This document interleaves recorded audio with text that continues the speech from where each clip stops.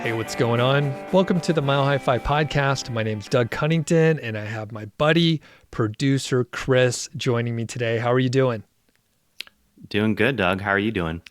Awesome. It's pretty fun. This is going to be the start of us doing some, I think, like in air quotes, short form podcasts. Now, the hard part with two people, we're going to be gabbing, and we're going to want to go on and on. And the thing is, the format of these shows, hopefully we're going to be under 30 minutes. That's the goal. We have a handful of topics. I think we have four of them, and we're going to try to stick to 8 minutes. So automatically the math doesn't work out. I hear myself talk, but we're going to do our best to go fast. And I think it's fun because a lot of these topics, they could actually be like longer episodes, but we're going to try to keep it tight. Now, before we go on, I've mentioned you, Chris, as the producer. Chris, if people have gone to some FI events like Economy or otherwise, then they may have met you. They might know you already. But just as a quick intro, like what's your story? How did you end up helping me? Any other like broad things you want to share with people just so they get to know you a little bit? Sure. Yeah, nothing too exciting here. Was working about 20 years as an engineer. Thought that, okay, this isn't for me. So got into the fire movement. Luckily, I think it was right before I ended up leaving my job. I was always a big listener of this podcast. And coincidentally, Doug, I think you had sent out an email to the email list looking for a producer. Thought, okay, yeah, I need something to do. So yeah, I'll give it a try. And we got in touch, started helping out with that.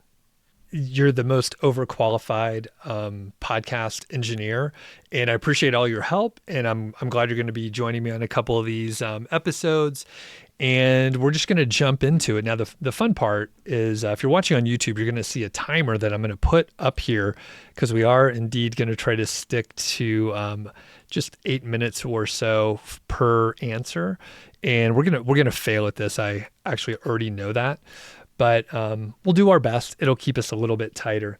And if you're listening, we're not going to have a buzzer going off, but basically I'll try to keep us moving here. Now we're going to hit, I think, four topics. One of them is around happiness and income. So there's a few studies out there.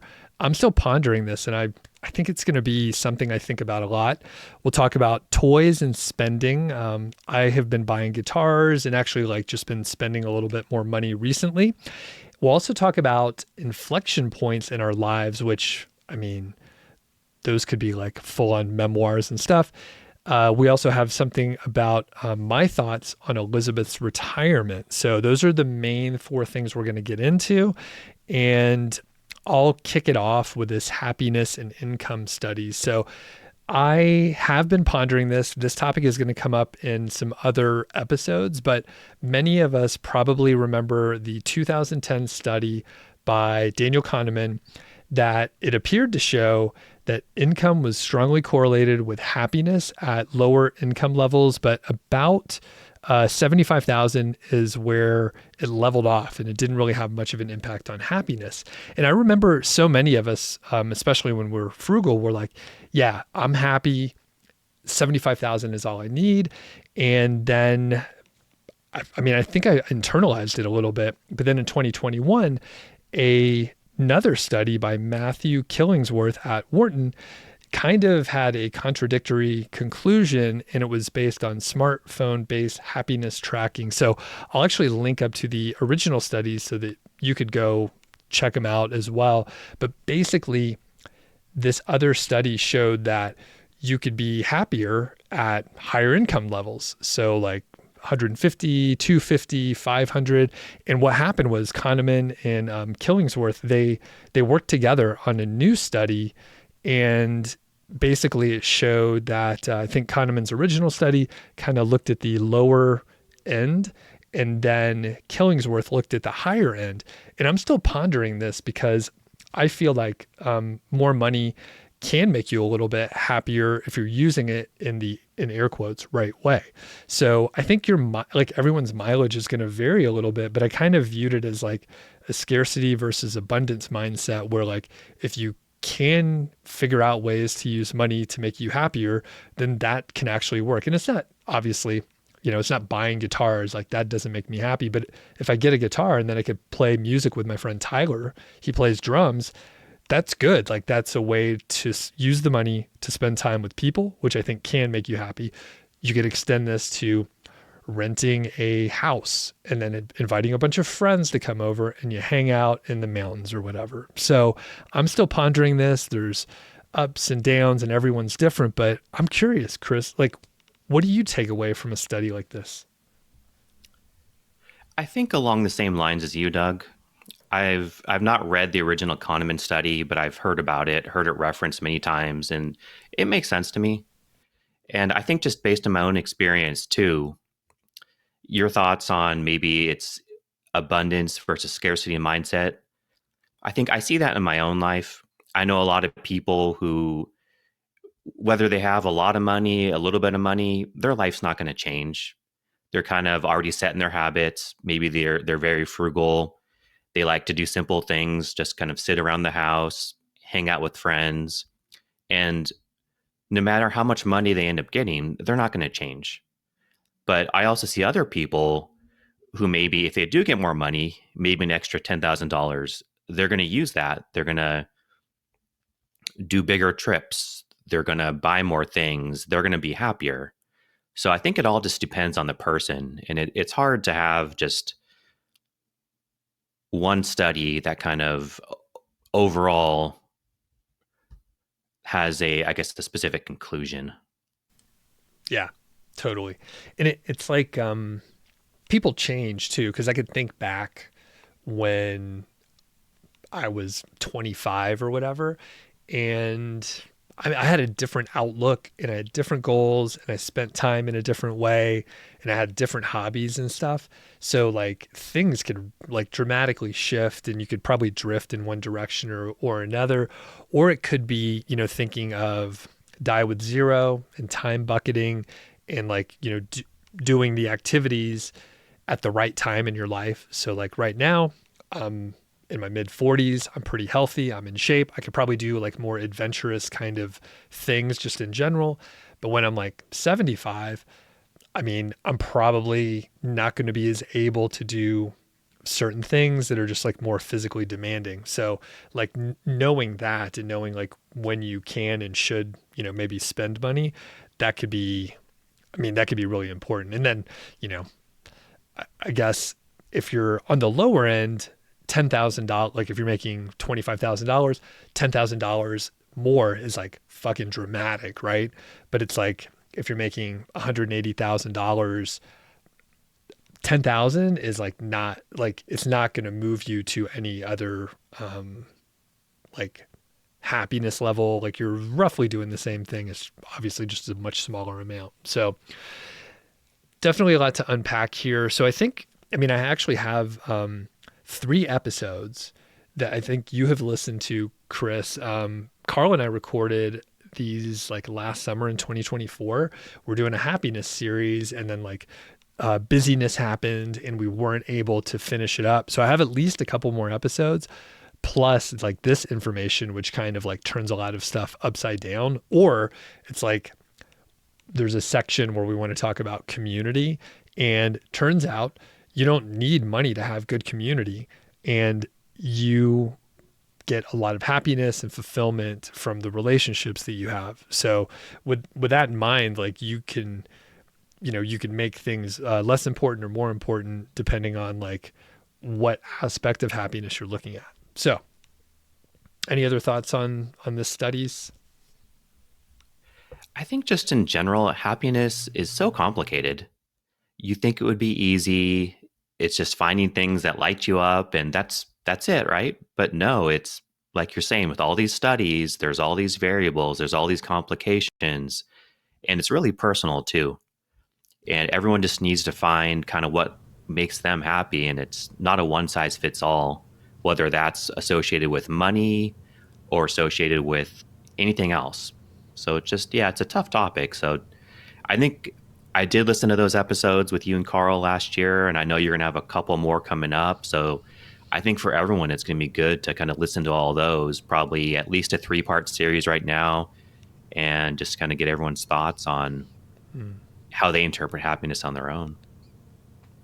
And yeah, the goal will be to have the whole series done and then release them out there. So at some point, we're going to get to those. And we're coming up on the end of 8 minutes, so we're doing pretty well so far. So here's another one that you suggested. It's about inflection point. So it could be financial or not. So are there one or two events that really shaped who you are? I think financially speaking, there is one event that really sticks out to me. Growing up, I knew I kind of didn't want to work forever, but I didn't know what to make of that. My parents both worked until traditional retirement age. Everyone around me did that. Everyone went to college, got a job. That's what was expected.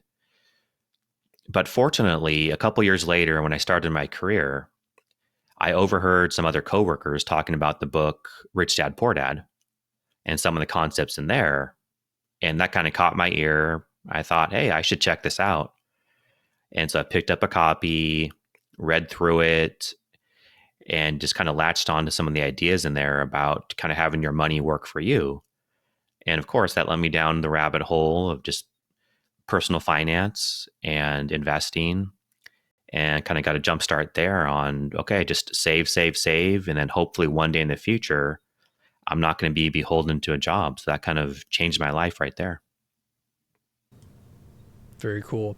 And when you were younger, like how old were you when you were like, I don't think I want to work my whole life? Were you Oh, like a little kid? little-ish. It was probably maybe junior high or high school. Okay. I was working at a barbecue restaurant and thought, this is fun for now, but I don't want to do this forever. Gotcha. You're like, damn, this is hard work. And I'm like, barbecue's pretty good. I would not be now. I'm like, maybe I go back to barbecue. That that sounds fun to me. But it is hard work. It is hard work overall. I think I was somewhat similar as far as like not wanting to work, but it wasn't like it wasn't as distinct as you described, because like I know like I cut grass and I did like other lawn care stuff, and I think I knew I liked working for myself.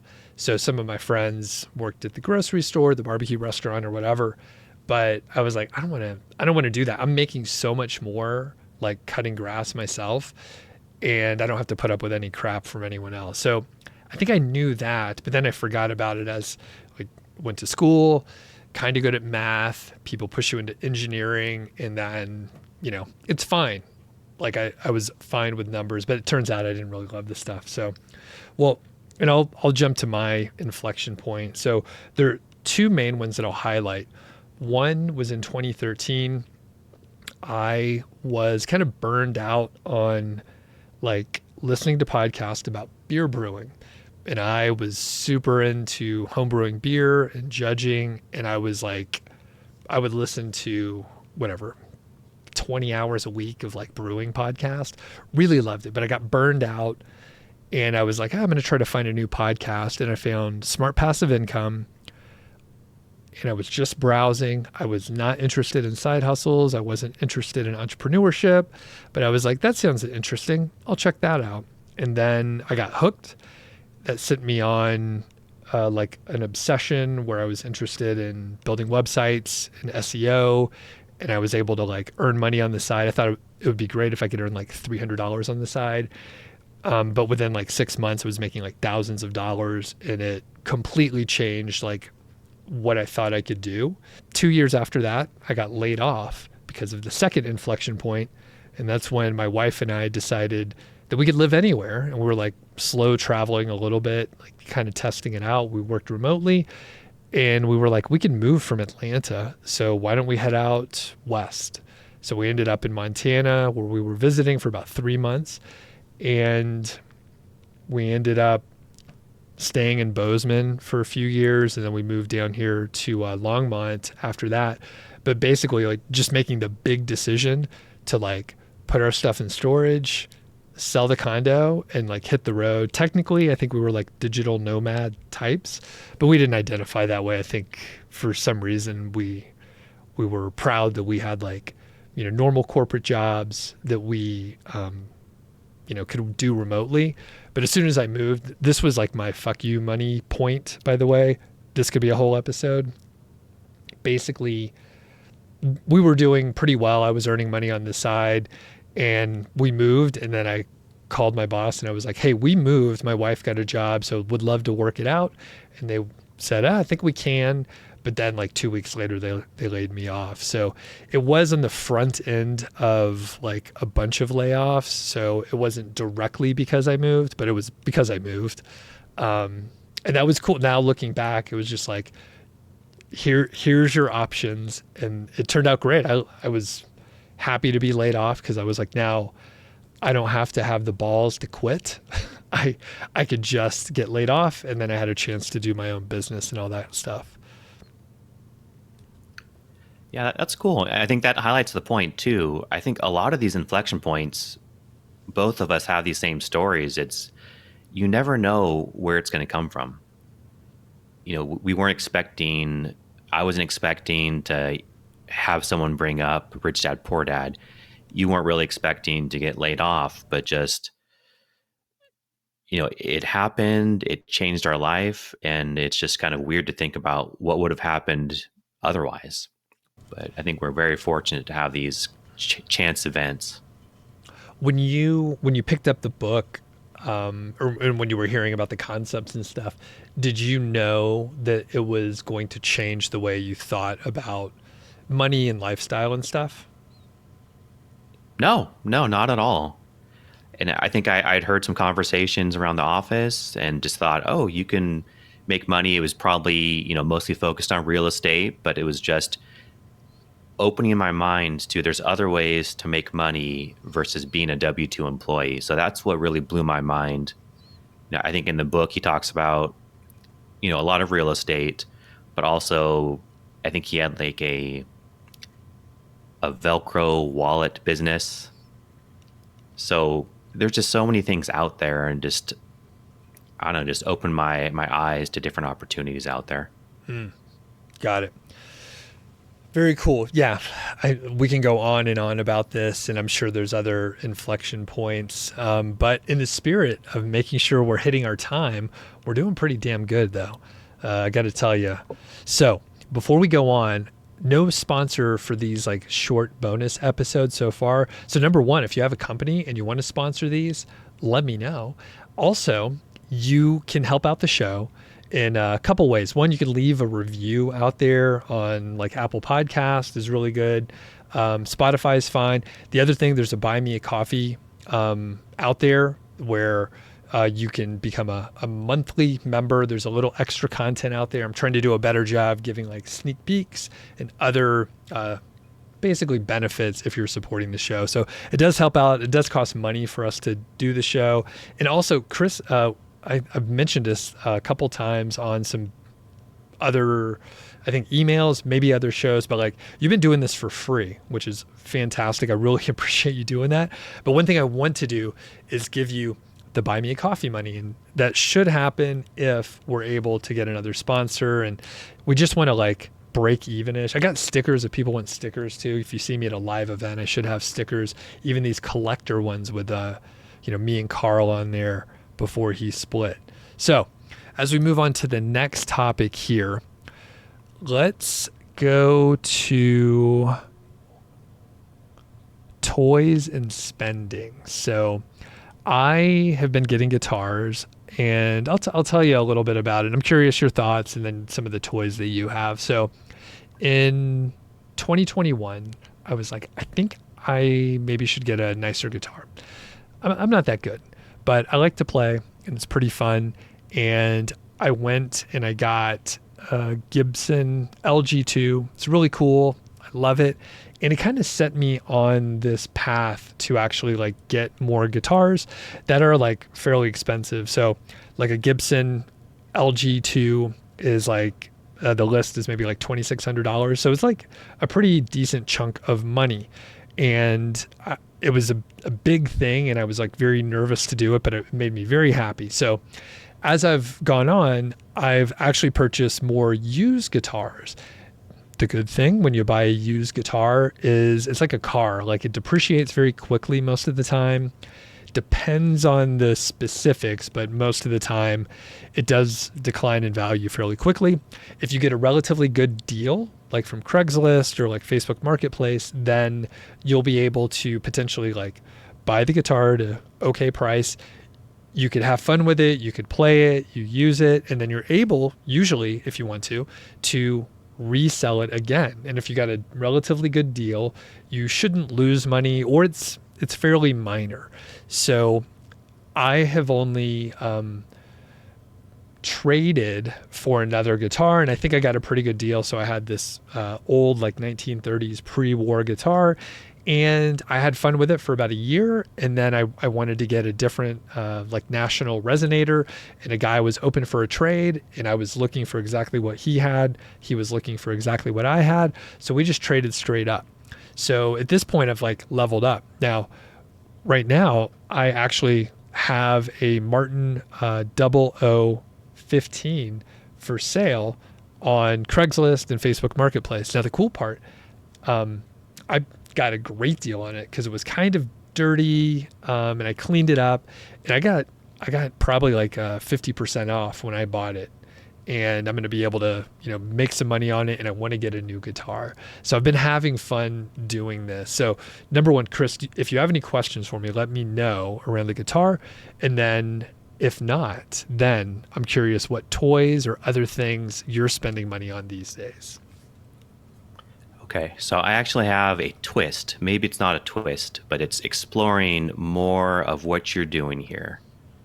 So what's your motivation for all this? Is it maybe to try to increase happiness?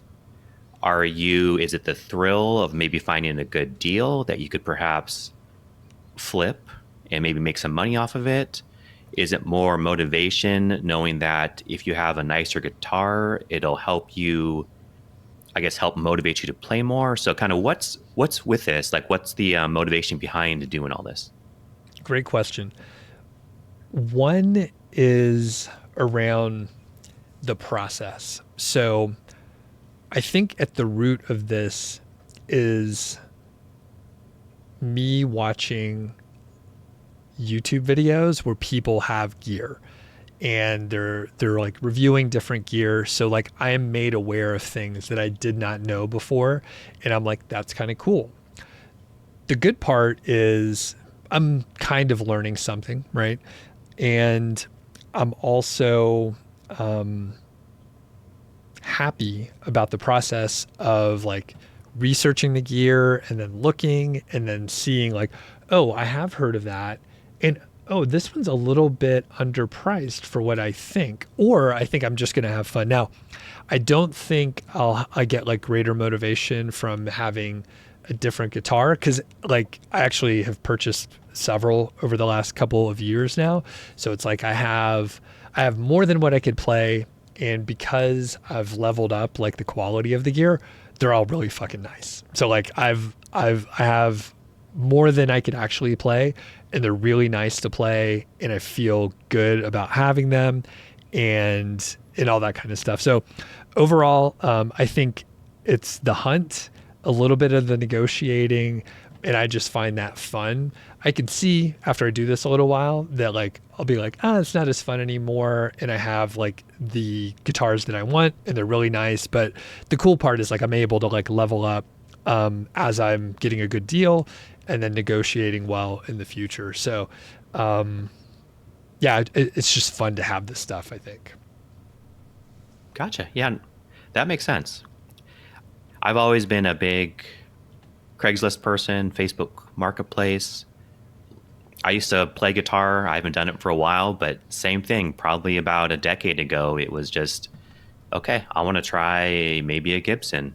Okay, I've had that for a while. I can resell it. I want to try a Fender Strat or a Fender Mustang, something like that, and just kind of being able to try things, trade them. And the coolest part was just retaining the value. So for the financial side of it, that was always kind of a good thing there.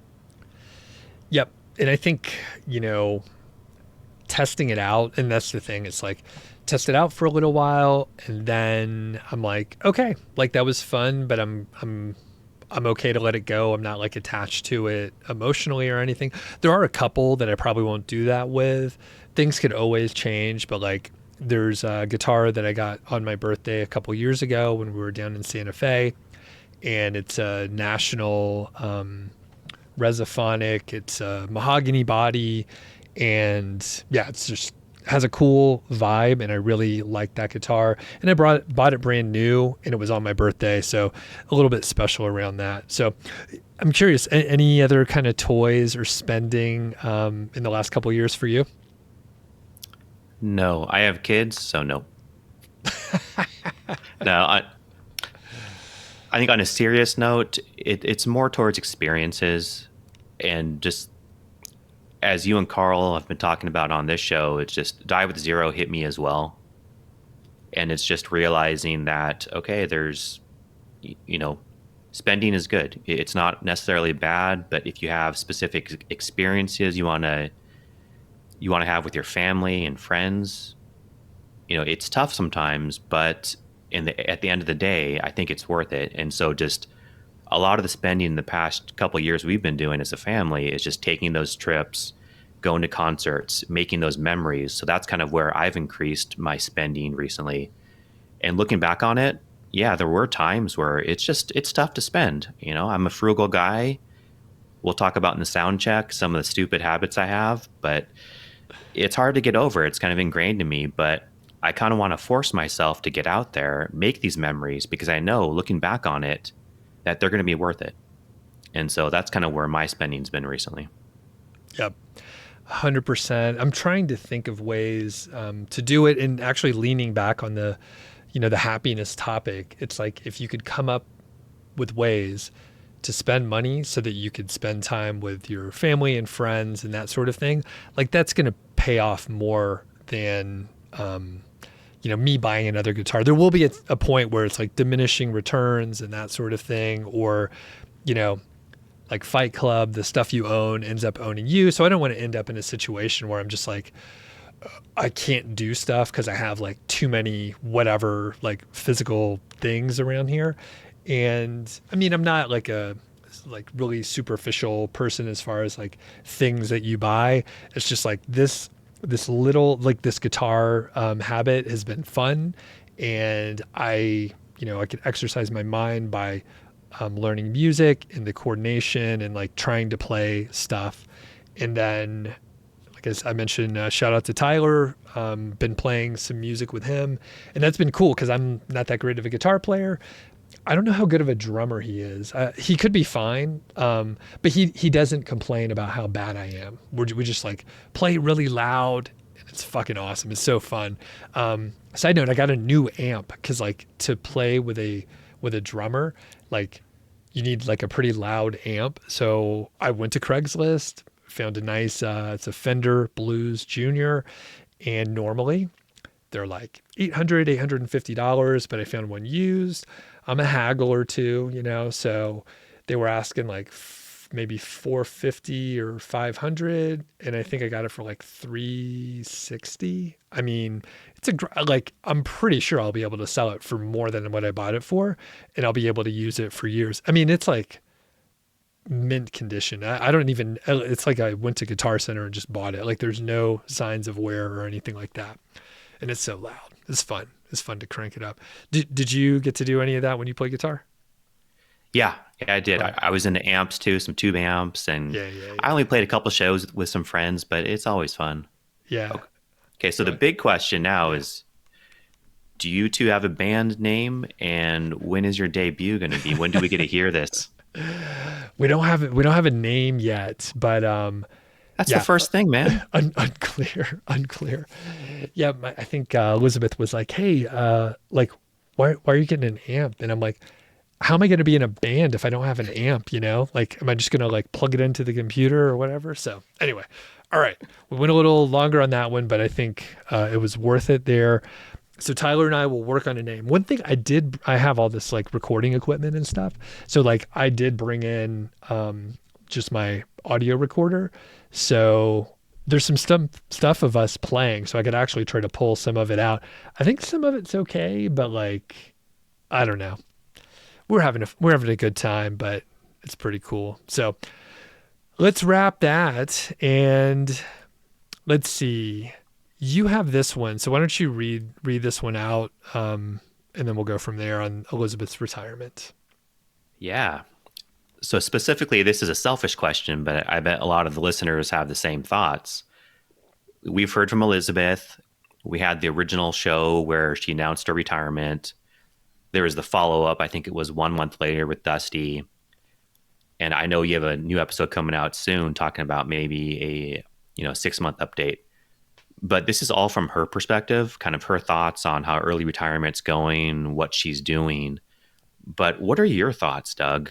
Are there any lessons learned that you could pick up? Is there anything that she's doing that maybe you would do differently when you actually pull the plug and retire? Or, just kind of what are your thoughts? Yeah, this could be a longer situation. So I'll think about it, and I'll probably like make some notes on this after we finish talking, because I think this could be pretty good. So number one, I am absolutely thrilled that she stopped working. In multiple episodes, I think I've said she will say, I'm so glad that I'm not working. I'm so much happier now. And it's 100% like clear to me. She's way happier than she was. And she doesn't listen to the show, but some of her friends do listen to the show. So I will ask you, friends, don't tell her I said this. Okay. So we have this understanding now, but like some people, they don't like any of the jobs that they have, and they don't like working. And I think she might be a person who basically doesn't like any job that she's had. I think she could probably be a pretty good like solo operator if she was calling her own shots. Maybe more like of an entrepreneur. However, she doesn't have the entrepreneurship like mindset with all the uncertainty that you have to deal with, and you have to make the calls and decisions, and you have a million unknowns. But overall, like she's way happier, because I think all the jobs that she had since I've known her, she has not liked. There could be like little pieces that she does enjoy, but it's very small. And as far as like lessons that I've learned, I think actually I won't necessarily apply this to myself because my work is different and my mindset is different, but I think she could have quit sooner. Now, we don't know what the market was going to do, and it's been very good the last I was going to say like 5 years, but really it's been like 10 or 12 years or something like that. We've had a lot of good years here. But I think she probably could have stopped working a little bit sooner. And, that one more year syndrome that keeps like resetting, like that's a thing. And we definitely had that. Although I have a different outlook, a more optimistic view of like what the possibilities could be. So we're in a great spot now, but it was definitely, towards the tail end of her quitting, I was like, you have the green light to quit. So like, if you're sticking around, I don't want to hear about the bad stuff that they're doing at the company, because like you're choosing to do it now. That didn't fly very well, by the way. People should take a different approach on that. Now, I'm going to make sure I understand the question too. Like, so you're asking like what'll happen when I quit? Yeah. Do you have any lessons that you see from her that you could apply to when you quit? I'll have to think a little bit more about that. So the weird thing is I've been quiet quitting on myself for the last 5 years. And basically I've like exited certain pieces of my other business. And in the last year and a half, I like sunset my courses and stopped promoting stuff. So like the level of my responsibilities have dropped dramatically. And anything that I'm doing is because I want to do it. Aside from like, there's always whatever, like 15% of like bullshit admin that you don't want to do. but you have to, like taxes and bookkeeping and stuff like that. So I don't think I'll pick up many things because I'm self-employed. And if I like keep at this sort of level that I'm doing stuff right now, which is roughly like, I don't know, 5 to 10 hours a week, that's pretty good. I may, get the itch to do something new. Like I've thought, I haven't told you, Chris, I haven't even talked to Carl, but I need to ping him. I was like, what if I take what we have for the Lazy Book and I finish it off? Like, that's kind of cool. I like long-term projects like that. So I don't think I've learned anything specific, but my work is so different and I've been self-employed for like 10 years now. So it's like I'm so far in like some other weird direction. And she was like going to the office and she had like politics with different teams and other stuff like that. And I just don't have to deal with that. So it's a totally different thing. Gotcha. Yeah, it sounds like just the way your work is set up, it's just a different environment. And sounds like she has a different personality as well. So just it's kind of good though to hear, different perspectives. Yeah. Even married couples, they all have their different things they got to work with and deal with and all that. So Yeah. And like, like you said, the personalities are different. I'm very chill and usually don't get worked up and like just very, to be redundant, just calm and chill. But she she has a little more anxiety and like is a little bit more of a planner and more of a maximizer overall, which it's a good match. Cause like if two people were just like too chill and like apathetic, that doesn't work out well. And if two people are like too stressed out and trying to control everything, that doesn't work either. Well, and I'm curious, like you have been retired, I think about what, like 10 months or something like that as well. almost about a year and a half or so. Dang. So how's it going for you? Any observations from your own experience? It's going good. And I think listening to Elizabeth's episodes in the past, I see a lot of myself in her. I'm a worrier. I have a lot of anxiety about the future, like to really plan ahead. And so it was nice to see that there's other people going through the same, I guess, through the same situation as I am. I guess the big thing, which is really weird, which has come up is I actually probably worry about money or think about money way more now than I ever did when I was working.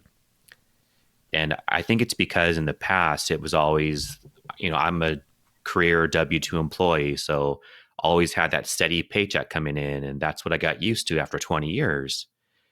And then also having a steady schedule, work dictates that for me. I got meetings on these days. I got to be in the office, 9 to 5, 4 days a week. But just having more of the unknown now, it's kind of scary, thinking about different drawdown strategies and just psychologically, how do I structure my time? It just all these things. And it's just worrying more about money now than I ever did before, knowing that I'm going to be okay.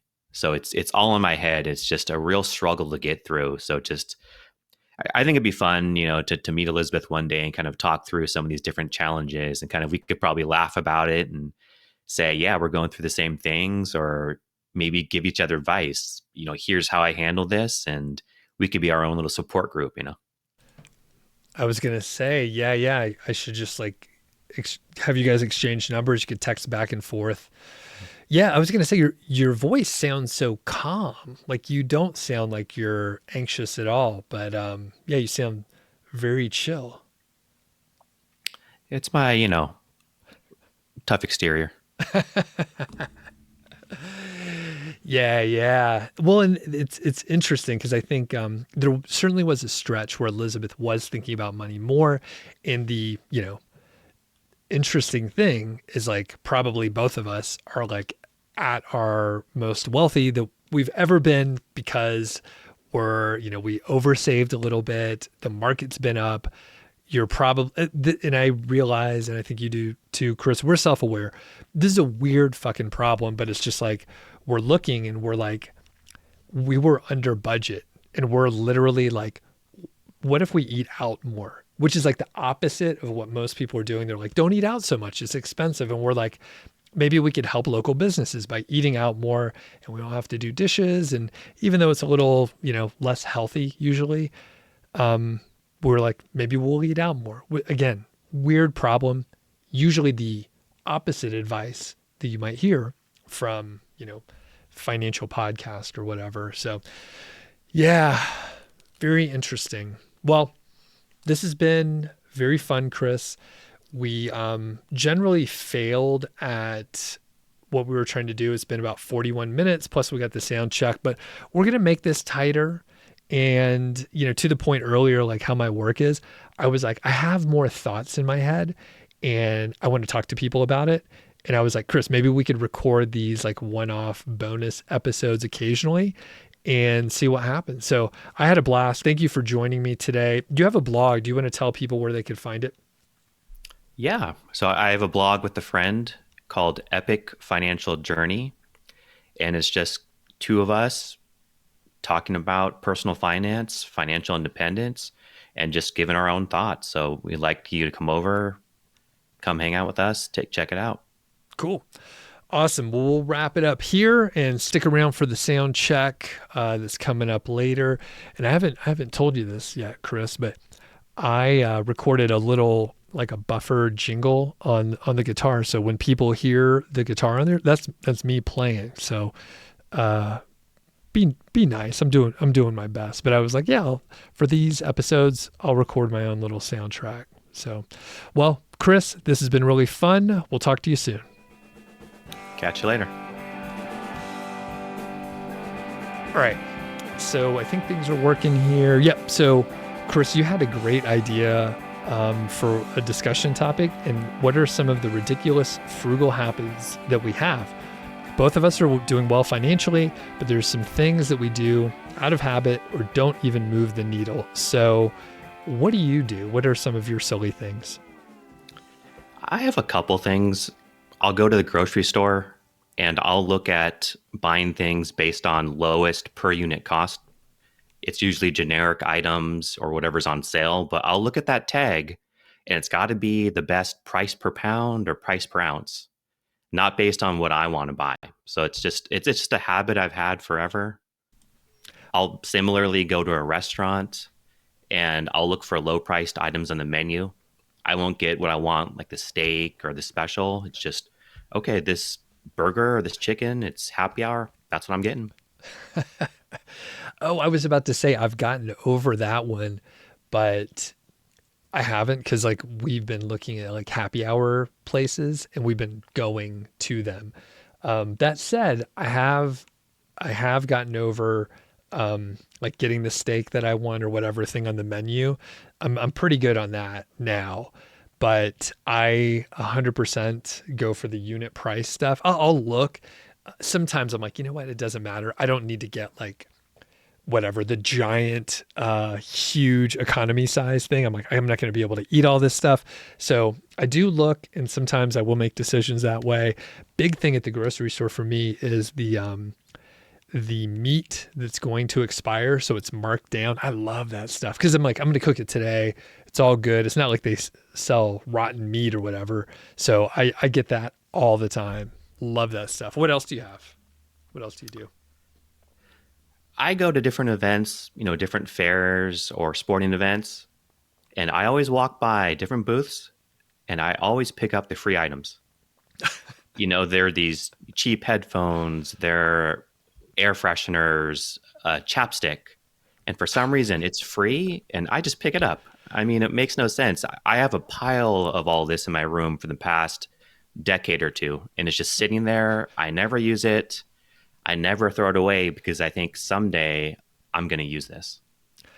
So I do that a little bit, but I have gotten better because some of it's just like cheap crap. And I'm like, I know this is like no good. I'm not going to use this. But one that you have written here that I love, and I do this too, you take toiletries home from hotels and I get the shampoo and the conditioner. like, why do I get that? But it's for the guest room. All right. It's for the guest room. We put it over there. There's like a practical use for it, but it is kind of funny. Like I'll snatch that stuff. Now I stopped doing this, but back in the day, I used to bring, like the little, coffee, single serve coffee grounds or whatever. I would take those from hotels. Now this was like 20 years ago. So I was a little poorer then, but, yeah, I would take those home and like, just, every day I would snatch them, and then they would come in and clean the hotel room each day. It was back when they cleaned hotels every single day. And then, I would get another one. So I'd come home with like 5 of them. Kind of silly. What else do you take from the, hotels? I've started doing it recently, but toilet paper. And it's only because we have a dog and he's pretty messy. So I like to use that for wiping him up. So it's practical. Gotcha. At least I justify it to myself, I was like, dude, the hotel toilet paper is not great. Like, you should upgrade your toilet paper. Spend the money on that. Not bad. All right. Yeah, I have a couple other little habits. And the thing is, like, I don't think I notice them so much. And to your point, it's like, it's kind of a habit. And then you see yourself doing it and you're like, what am I doing? One thing I've eliminated is like trying to squeeze the last bit of toothpaste out of the, toothpaste roll, or like cutting it open. I think I got to a point where I was like cutting it open, getting everything out of there. Now, what do you do with the end of the toothpaste roll? Same thing. I don't cut it, but I'll just squeeze every last bit that I can. And just when I think it's done, it's not done. You can get a little bit more. You can always do that. So I hear you. Yeah. Well, no, I've gotten over that one. So now I'm like, I try to get the last little bit, and then I'm like, fuck it, just throw it away. So, and then I'm sure, I don't know. I think like a turtle chokes on it or something like that. Like all the trash that we create it's pretty awful, but it's a weird note to end on. But anyway, it's pretty good for sound check, I guess.